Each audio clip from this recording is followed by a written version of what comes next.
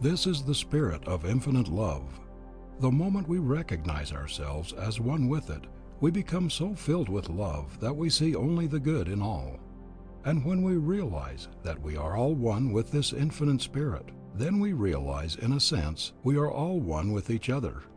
When we come into a recognition of this fact, we can then do no harm to anyone, to anything.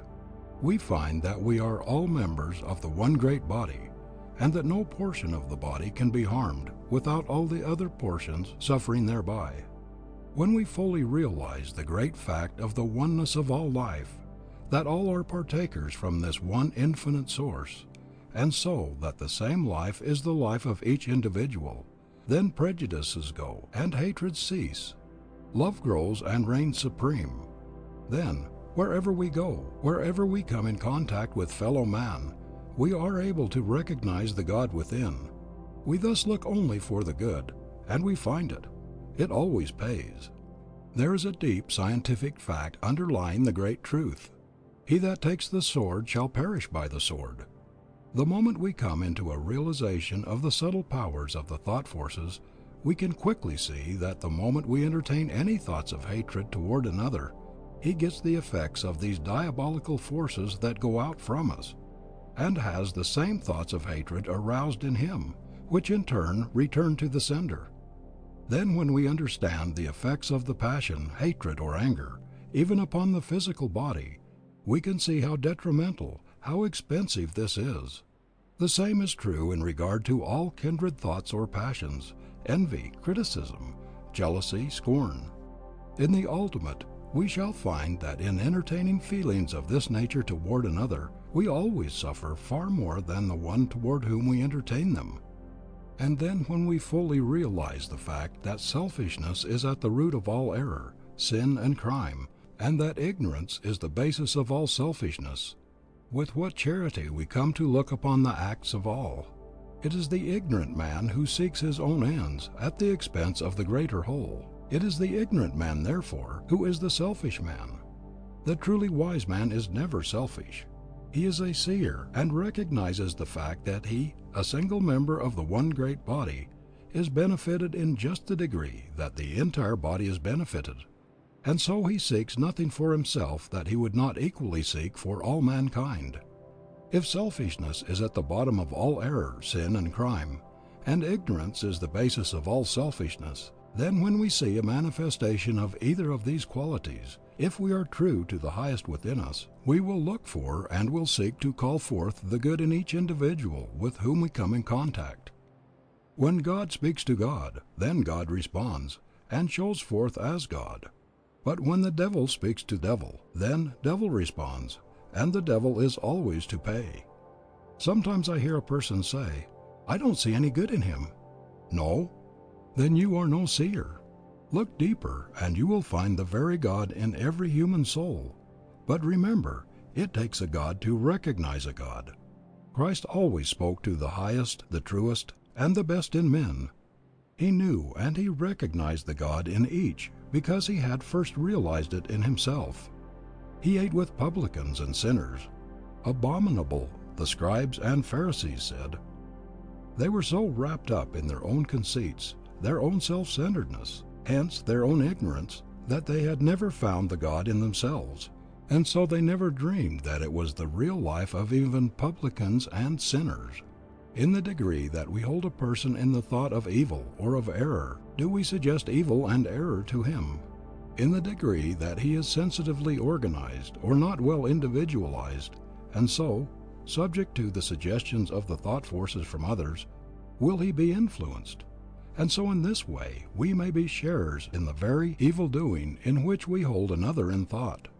In the same way, when we hold a person in the thought of the right, the good, and the true, righteousness, goodness, and truth are suggested to him, and thus we have a most beneficent influence on his life and conduct. If our hearts go out in love to all with whom we come in contact, we inspire love, and the same ennobling and warming influence of love always return to us from those in whom we inspire them. There is a deep scientific principle underlying the precept, if you would have all the world love you, you must first love all the world. In the degree that we love, we will be loved. Thoughts are forces. Each creates its kind. Each comes back laden with the effect that corresponds to itself and of which it is the cause. Then let your secret thoughts be fair. They have a vital part and share. In shaping words and molding fate, God's system is so intricate. I know of no better practice than that of a friend who continually holds himself in an attitude of mind that he continually sends out his love in the form of the thought, "Dear everybody, I love you." And when we realize the fact that a thought invariably produces its effect before it returns, or before it ceases, we can see how he is continually breathing out a blessing, not only upon all with whom he comes in contact, but upon all the world. These same thoughts of love, moreover tokened in various ways, are continually coming to him from all quarters. Even animals feel the effects of these forces. Some animals are much more sensitively organized than many people are, and consequently they get the effects of our thoughts, our mental states, and emotions much more readily than many people do. Therefore, whenever we meet an animal we can do it good by sending out to it these thoughts of love.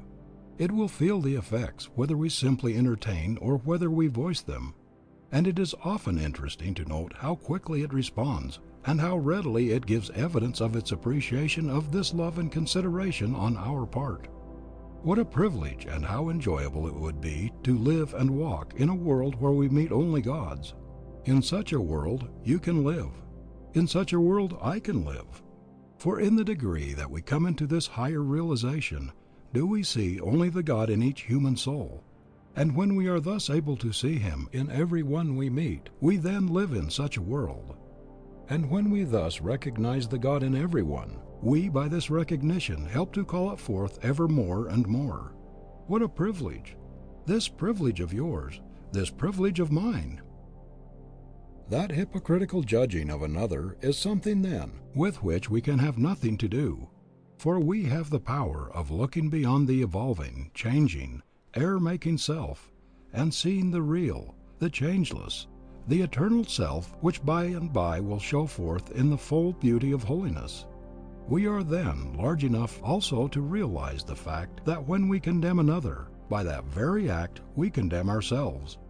This realization so fills us with love that we continually overflow it, and all with whom we come in contact feel its warming and life-giving power. These in turn send back the same feelings of love to us, and so we continually attract love from all quarters. Tell me how much someone loves, and I will tell you how much he has seen of God. Tell me how much he loves, and I will tell you how much he lives with God. Tell me how much he loves, and I will tell you how far into the kingdom of heaven, the kingdom of harmony, he has entered. For love is the fulfilling of the law. And in a sense, love is everything. It is the key to life, and its influences are beyond those that move the world. Live only in the thought of love for all, and you will draw love to you from all. Live in the thought of malice or hatred, and malice and hatred will come back to you. For evil poisons malice shafts, like boomerangs return, inflicting wounds that will not heal, while rage and anger burn. Every thought you entertain is a force that goes out, and every thought comes back laden with its kind. This is an immutable law. Every thought you entertain has moreover a direct effect upon your body. Love and its kindred emotions are the normal and the natural, those in accordance with the eternal order of the universe, for God is love. These have a life-giving, health-engendering influence upon your body, besides beautifying your countenance, enriching your voice, and making you ever more attractive in every way. And as it is true that in the degree that you hold thoughts of love for all, you call the same from them in return, and as these have a direct effect upon your mind, and through your mind upon your body, it is as so much life force added to your own from without. You are then continually building this into both your mental and physical life, and so your life is enriched by its influence. Hatred and all its kindred emotions are the unnatural, the abnormal, the perversions, and so out of harmony with the eternal order of the universe. For if love is the fulfilling of the law, then these, its opposites, are direct violations of the law. And there can never be a violation of law without its attendant pain and suffering in one form or another. There is no escape from this. And what is the result of this particular form of violation? When you allow thoughts of anger, hatred, malice, jealousy, envy, criticism, or scorn to exercise sway, they have a corroding and poisoning effect upon the organism. They pull it down, and if allowed to continue, will eventually tear it to pieces by externalizing themselves in the particular forms of disease they give rise to. And then, in addition to the destructive influences from your own mind, you are continually calling the same influences from other minds, and these come as destructive forces augmenting your own, thus aiding in the tearing down process. And so love inspires love, hatred breeds hatred. Love and goodwill stimulate and build up the body. Hatred and malice corrode and tear it down. Love is a savor of life unto life. Hatred is a savor of death unto death. There are loyal hearts, there are spirits brave, there are souls that are pure and true. Then give to the world the best you have, and the best will come back to you. Give love, and love to your heart will flow, a strength in your utmost need. Have faith, and a score of hearts will show their faith in your word and deed. I hear it said, "How in regard to one who bears me hatred, towards whom I have entertained no such thoughts and feelings, and so have not been the cause of his becoming my enemy." This may be true, but the chances are that you will have but few enemies if there is nothing of an antagonistic nature in your mind and heart. Be sure there is nothing of this nature. But if hatred should come from another without apparent cause on your part, then meet it from first to last with thoughts of love and goodwill. In this way you can, so to speak, so neutralize its effects that it cannot reach you and so cannot harm you. Love is positive and stronger than hatred. Hatred can always be conquered by love. On the other hand, if you meet hatred with hatred, you simply intensify it. You add fuel to the flame already kindled, upon which it will feed and grow, and so you increase and intensify the evil conditions. Nothing is to be gained by it. Everything is to be lost. By sending love for hatred, you will be able so to neutralize it that it will not only have no effect upon you, but it will not be able to even reach you. But more than this, you will by this course sooner or later be able literally to transmute the enemy into the friend. Meet hatred with hatred, and you degrade yourself. Meet hatred with love, and you elevate not only yourself, but also the one who bears you hatred. The Persian sage has said, "Always meet petulance with gentleness, and perverseness with kindness. A gentle hand can lead even an elephant by a hair. Reply to thine enemy with gentleness. Opposition to peace is sin." The Buddhist says, "If a man foolishly does me wrong, I will return him the protection of my ungrudging love. The more evil comes from him, the more good shall go from me." The wise man avenges injuries by benefits, says the Chinese. Return good for evil, overcome anger by love. Hatred never ceases by hatred, but by love, says the Hindu. The truly wise man or woman will recognize no one as an enemy. Occasionally we hear the expression, "Never mind, I'll get even with him." Will you? And how will you do it? You can do it in one of two ways. You can, as if you have in mind, deal with him as he deals, or apparently deals with you. Pay him, as we say, in his own coin. If you do this, you will get even with him by sinking yourself to his level, and both of you will suffer by it. Or you can show yourself the larger. You can send him love for hatred, kindness for ill treatment, and so get even with him by raising him to the higher level. But remember that you can never help another without by that very act helping yourself. And if forgetful of self, then in most all cases the value to you is greater than the service you render another. If you are ready to treat him as he treats you, then you show clearly that there is in you that which draws the hatred and ill treatment to you. You deserve what you are getting and should not complain, nor would you complain if you were wise. By following the other course, you most effectually accomplish your purpose.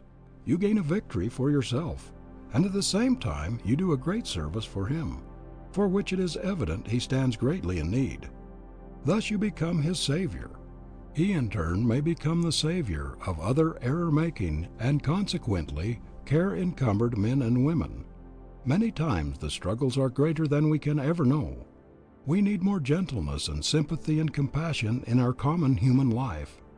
Then we will neither blame nor condemn. Instead of blaming or condemning, we will sympathize, and all the more we will comfort one another. For the way is often dreary, and the feet are often weary, and the heart is very sad. There is a heavy burden bearing, when it seems that none are caring. And we half forget that ever we were glad. Comfort one another with the hand clasped close and tender, with the sweetness love can render. And the looks of friendly eyes do not wait with grace unspoken, while life's daily bread is broken. Gentle speech is oft like manna from the skies. When we come fully to realize the great fact that all evil and error and sin, with all their consequent sufferings, come through ignorance, then whenever we see a manifestation of these in whatever form, if our hearts are right, we will have compassion, sympathy, and compassion for the one in whom we see them. Compassion will then change itself into love, and love will manifest itself in kindly service. Such is the divine method. And so instead of aiding in trampling and keeping a weaker one down, we will hold him up until he can stand alone and become the master. But all life growth is from within out, and one becomes a true master in the degree that the knowledge of the divinity of his own nature draws upon his inner consciousness, and so brings him to a knowledge of the higher laws. And in no way can we so effectually hasten this dawning in the inner consciousness of another, as by showing forth the divinity within ourselves simply by the way we live. By example and not by precept, by living, not by preaching, by doing, not by professing, by living the life, not by dogmatizing as to how it should be lived. There is no contagion equal to the contagion of life. Whatever we sow, that shall we also reap, and each thing sown produces of its kind. We can kill not only by doing another bodily injury directly, but we can and we do kill by every antagonistic thought. Not only do we thus kill, but while we kill we suicide. Many a man has been made sick by having the ill thoughts of a number of people centered upon him. Some have been actually killed. Put hatred into the world, and we make it a literal hell. Put love into the world, and heaven with all its beauties and glories becomes a reality. Not to love is not to live, or it is to live a living death. The life that goes out in love to all is the life that is full and rich, and continually expanding in beauty and in power. Such is the life that becomes even more inclusive, and hence larger in its scope and influence. The larger the man and the woman, the more inclusive they are in their love and their friendships. The smaller the man and the woman, the more dwarfed and dwindling their natures, the more they pride themselves upon their exclusiveness. Anyone, a fool or an idiot, can be exclusive. It comes easy. It takes and it signifies a large nature to be universal, to be inclusive. Only the man or woman of small, personal, self-centered, self-seeking nature is exclusive. The man or the woman of a large, royal, unself-centered nature never is. The small nature is the one that continually strives for effect. The larger nature never does. The one goes here and there in order to gain recognition, in order to attach himself to the world. The other stays at home and draws the world to him. The one loves merely himself. The other loves all the world, but in his larger love for all the world he finds himself included. Verily then, the more one loves, the nearer he approaches to God, for God is the Spirit of infinite love. And when we come into the realization of our oneness with this infinite Spirit, then divine love so fills us that, enriching and enrapturing our own lives, from them it flows out to enrich the life of all the world. In coming into the realization of our oneness with the infinite life, we are brought at once into right relations with our fellow men. We are brought into harmony with the great law, that we find our own lives in losing them in the service of others. We are brought to a knowledge of the fact that all life is one, and so that we are all parts of the one great whole. We then realize that we can't do for another without at the same time doing for ourselves. We also realize that we cannot do harm to another without by that very act doing harm to ourselves. We realize that the man who lives to himself alone lives a little dwarfed and stunted life because he has no part in this larger life of humanity. But the one who in service loses his own life in this larger life, has his own life increased and enriched 1,000 or millionfold, and every joy, every happiness, everything of value coming to each member of this greater whole comes as such to him, for he has a part in the life of each and all. And here let a word be said in regard to true service. Peter and John were one day going up to the temple, and as they were entering the gate they were met by a poor cripple who asked them for alms. Instead of giving him something to supply the day's needs and then leaving him in the same dependent condition for the morrow and the morrow, Peter did him a real service, and a real service for all mankind by saying, "Silver and gold I have none, but such as I have I give unto thee." And then he made him whole. He thus brought him into the condition where he could help himself. In other words, the greatest service we can do for another is to help him to help himself. To help him directly might be weakening, though not necessarily. It depends entirely upon circumstances. But to help one to help himself is never weakening, but always encouraging and strengthening, because it leads him to a larger and stronger life. There is no better way to help one to help himself than to bring him to a knowledge of himself. There is no better way to bring one to a knowledge of himself than to lead him to a knowledge of the powers that are lying dormant within his own soul. There is nothing that will enable him to come more readily or more completely into an awakened knowledge of the powers that are lying dormant within his own soul than to bring him into the conscious, vital realization of his oneness with the infinite life and power, so that he may open himself to it in order that it may work and manifest through him. We will find that these same great truths lie at the very bottom of the solution of our social situation, and we will also find that we will never have a full and permanent solution of it until they are fully recognized and built upon.